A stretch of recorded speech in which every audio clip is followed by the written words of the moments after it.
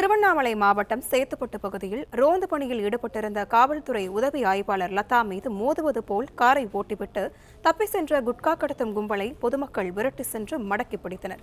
இதுகுறித்த கூடுதல் விவரங்களோடு செய்தியாளர் பிரேம்குமார் இணைப்பில் உள்ளார். பிரேம்குமார், வணக்கம். அந்த கும்பலில் எத்தனை நபர்கள் இருந்தார்கள்? அவர்கள் மீது என்ன மாதிரியான நடவடிக்கை மேற்கொள்ளப்பட்டுள்ளது? முழுமையான விவரங்களை பதிவு பண்ணலாம். வணக்கம்.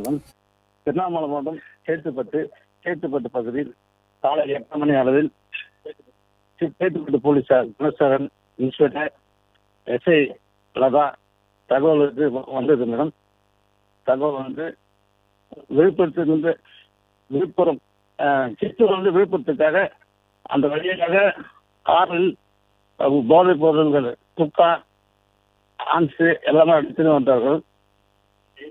இதை சேத்துப்பட்டு போலீசார் தடுத்து நிறுத்தும் போது அதிவேகத்தில் வந்த காரு எஸ்ஐ மேலே மோதியது. அதில் தப்பி சென்றார்கள்.